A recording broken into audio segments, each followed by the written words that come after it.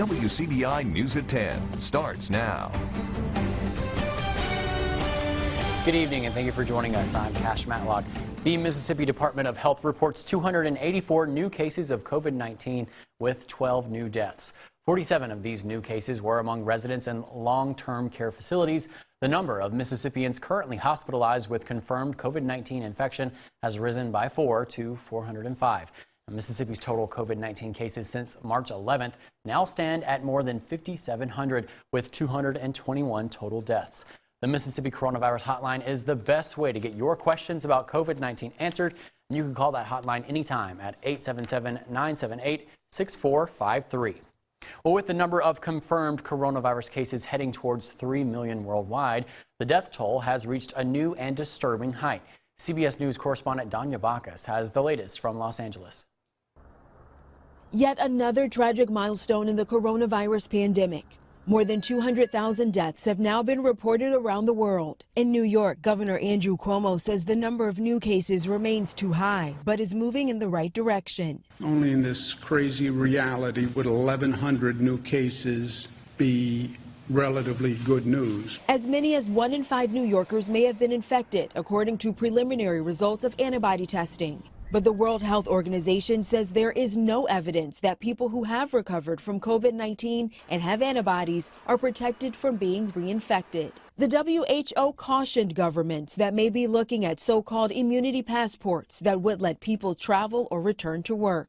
In Georgia, where businesses such as gyms and hair salons were allowed to reopen Friday, safety was on the minds of many. We are checking temperatures, we're making sure that clients fill out a questionnaire before we perform any type of services on them. Here in Southern California, a late spring heat wave has arrived, but beaches remain closed due to coronavirus restrictions. Orange County beaches are open and crowded with some social distancing rules in place. I think it's okay to open up and let us come to the beaches and take walks and just keep our distance. Ahead of the hot weekend, Governor Gavin Newsom urged Californians to stay home, tweeting, "You have the power to literally save lives." Danya Bacchus, CBS News, Los Angeles.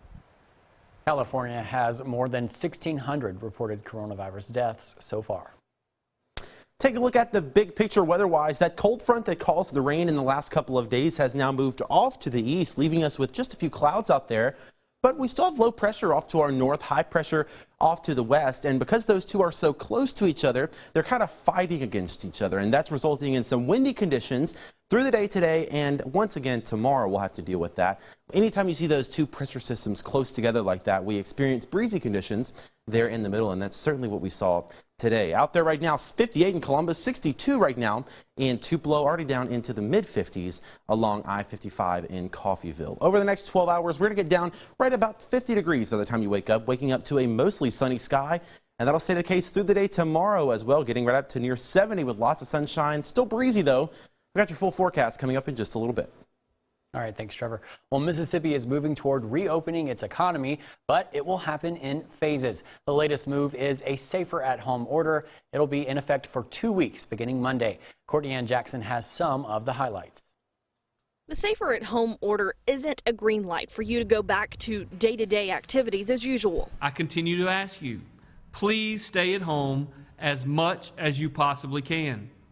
You still have to be smart. What the order will do is allow a pathway for more businesses to open, including foot traffic into retail spaces that previously were not allowed to have customers inside. Newly opened retail stores have to reduce capacity by at least 50% to avoid crowds. Businesses have to follow CDC and health department guidelines, like sending sick employees home, wearing masks, screening for symptoms, and social distancing as much as possible. Restaurants and bars will have to keep operations to curbside and delivery. The order will not allow for the reopening of theaters, gyms, salons, or tattoo parlors. Close interpersonal contact between those in nail salons and barber shops, etc., and their customers. By definition, You cannot do someone's nails or cut someone's hair without touching them. The state health officer notes there is a strong level of personal responsibility that comes along with the changes. Still, the most important things that people can do are in their own hands. It's going to be maintaining social distancing, not attending social gatherings, making sure it's important to be around the same people you're going to be around, right? So if you're around 10 people, but they're different people all throughout the day, that doesn't really count. Another significant change with the new order, elective medical and dental procedures will be allowed to resume. Courtney Ann Jackson, WCBI News. Something else to note here, the order specifies that those in the most vulnerable populations, elderly and those with underlying health conditions, should continue to shelter in place. Well, customers at 929 Coffee in Starkville got a little more than their daily dose of caffeine today. Owner of the Greener Clean, Rhonda Jones, decided to give out free cleaning disinfectant that is eco-friendly and is strong enough for the coronavirus. Now, the cleaning detergent is a commercial-grade cleaner that is free of artificial colors and scents. Jones has been in the cleaning industry for 15 years. With cleaning supplies being scarce at the moment, Jones hopes that she can help in any way that she can.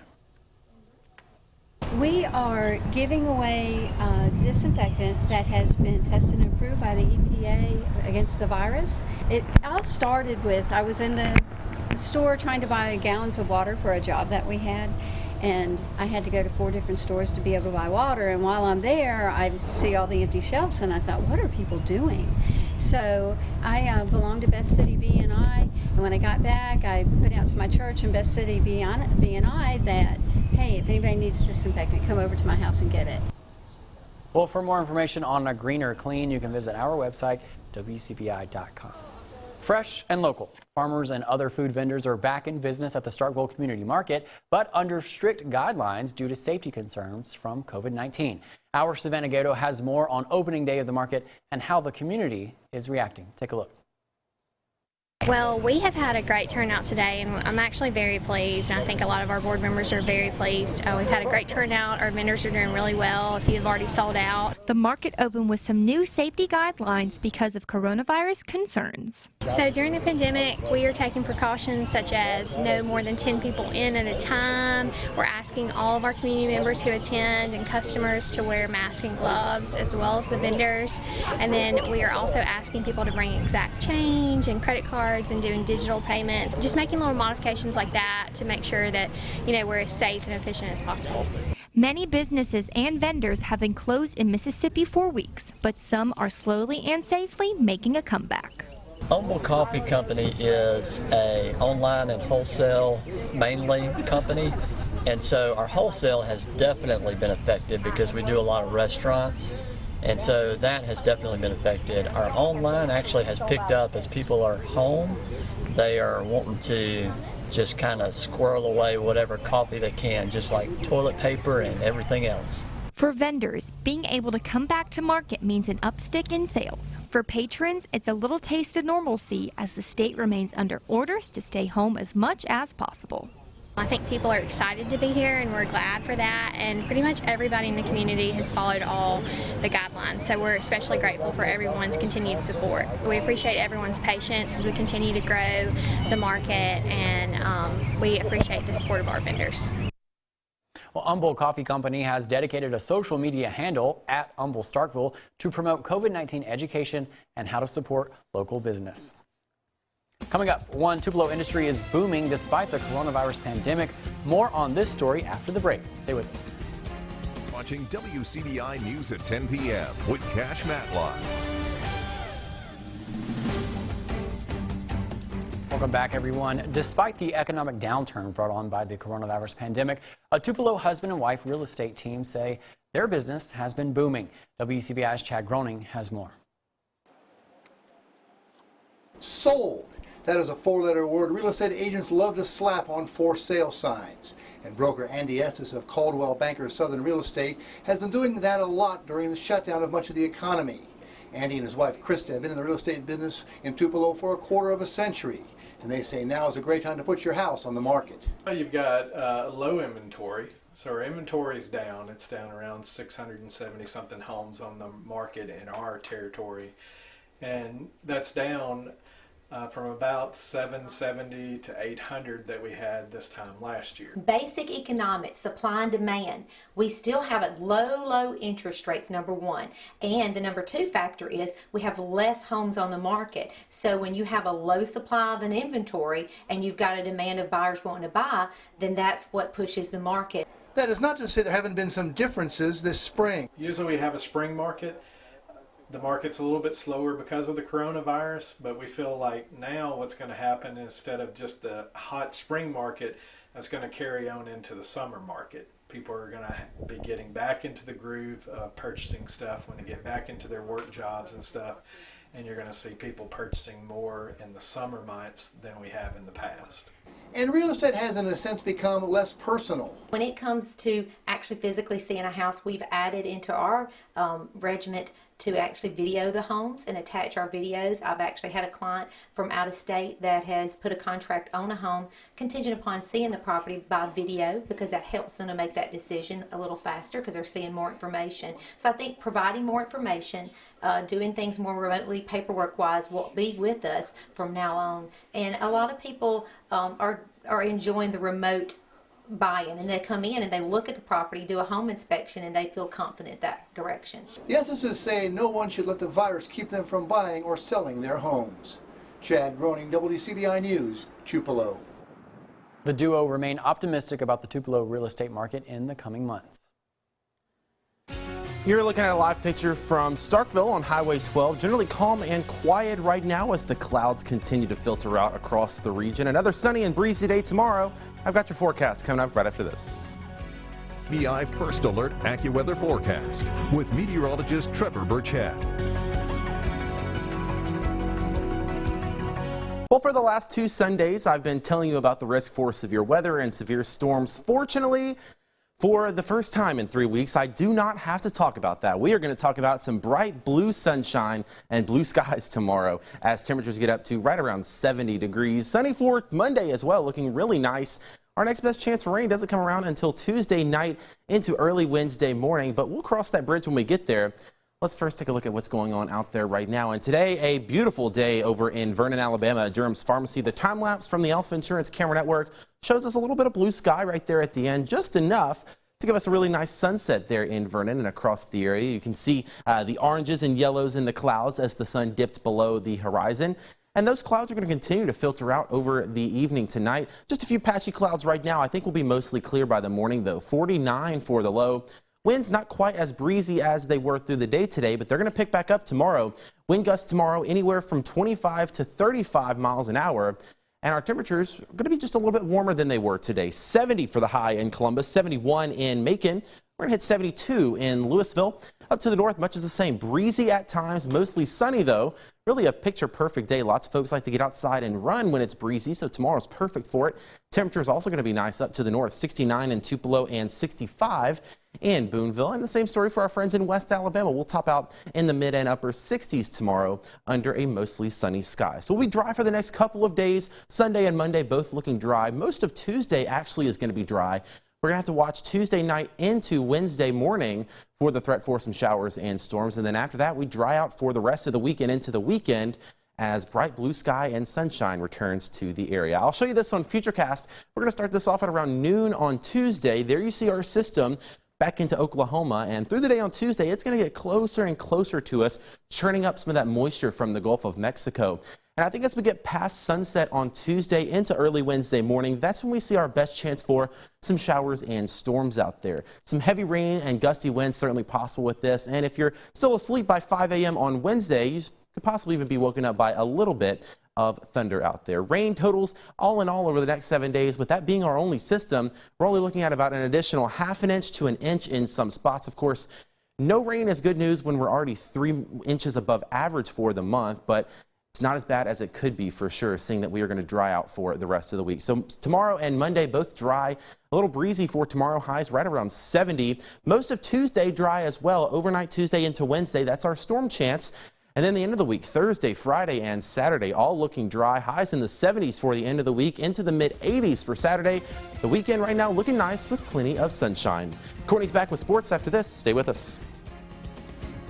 WCBI Sports with Courtney Robb. in the second round of the NFL draft when Starkville native Willie Gay received a phone call. That call would be the one to change Gay's life. He was informed that he had been selected as the 63rd overall pick by none other than the Kansas City Chiefs. And the road to landing a roster spot with the reigning Super Bowl champs wasn't an easy one for Gay. The former Mississippi State linebacker only saw the field 5 times in the 2019 season at State. He had been suspended for 8 games due to NCAA violations, and controversy followed him into the postseason after an altercation broke out between Gay and quarterback Garrett Schrader during practice. All that being said, Gay still able to go to Indianapolis in February and press scouts and earn his place in the league, and he never doubted his ability to make it. I've seen a lot, with the whole situation at Mississippi State, with the academics and the on-field stuff, with the quarterback or whatever, man. You hear people talk, but, you stay positive, and block all the noise out. You trust God, I pray, I don't care nothing about that, man. I just do my part to stay out the way, and, man, I'm here today. There's nothing that I can't do on the field, man. Chief's going to see a lot from me. You're going to see me covering kicks, getting sacks, catching interceptions, making tackles, TFLs. I'm a dog, and I don't think linebacker in the draft compares to me. But I had to wait my turn. Only played 5 games, but every chance I get, I'm going to make it count. No matter if it's in college, NFL, no matter if it's preseason or regular season, playoff time. I'm a dog at all times, so that's me. Again, Starkville native Willie Gay, the 63rd overall pick in the 2020 NFL Draft, joins the reigning Super Bowl champs, is headed to Kansas City. Joining Gay in the list of players to come off the board in the draft, former MSU cornerback Cam Dantzler, selected 89th overall by the Minnesota Vikings. Also, former MSU offensive lineman Tyree Phillips, the last pick of the 3rd round at 109. Phillips drafted by the Baltimore Ravens, and it took until the 7th round of the NFL draft to see another Mississippi State Bulldog come off the board. At pick number 240, Tommy Stevens is headed to join New Orleans, and also following that, the last pick for the Bulldogs, pick number 249, safety Brian Cole is also joining the Minnesota Vikings. That marks 5 Bulldogs to be headed to the pros. No Ole Miss players were drafted in the 2020 NFL Draft. An Oklahoma native is following his hoops dreams west. I have more on that story when we come back. Stay with us. If you played any sport growing up, then you probably remember the dreams of playing in college and maybe even on the professional stage. That's an accomplishment not many reach in a lifetime. One local hoops player refuses to give up on that dream. I have more on that story. I'm from Oklahoma. I have to put, I have to get an edge on people. I'm not extremely athletic. I'm not extremely strong. I'm not extremely fast. So I just have to find an edge on everything I do. Dreams of making an NBA roster are born in towns like Oklahoma, Mississippi. A community with less than 3,000 people, a school, and a few stores is all you'll find. It's where Pearl River Community College forward Cameron Smith first held a basketball in his hands. However, it's not where he plans for his hoops career to end. Once I got good at it, it was actually I felt like it was my way out. So, so I wanted to provide for my family through the game of basketball. And that was just it. After battling a broken kneecap and multiple surgeries, one infecting down to the bone, Smith wasn't always sure he would have the chance to play college ball. Smith never lost hope. 22 staples later, he donned a jersey with the same number and went on to have a strong senior season, finally signing to continue his career with Pearl River. I was always on myself so hard, so I just took it upon myself to start getting up at like 4 o'clock, 5 o'clock in the morning and just run. And I still remember I just break down crying by myself, just trying to get back into it because I know what type of player I could be. 2 years later, Smith now finds himself on a Division I roster after committing to play for California State University Bakersfield, the next step on the road to making it to the pros. I know I can do it, so it's just a matter of time and who sees me, how they see me, and where it. And I just feel like the location of LA is the backdoor scouts. So if I go up there and handle my business like I should, yeah, I should be pretty good. A glance at the ice on his hands hints at number 22's resume. The next one, the future Roadrunner looks to add an NCAA championship ring. March Madness is self-explanatory. You gotta play your best ball in March. So if I'm playing my best ball in March, in a March Madness, I will have a scout. When Smith hits the hardwood as a Roadrunner, he says he expects to take the best player out of the game. Reporting in Oklahoma, Courtney Robb, WCBI Sports. Smith will play for former Ole Miss men's basketball coach Rod Barnes at CSU Bakersfield. That's it for sports. We'll have more for you when we come back. Stay with us.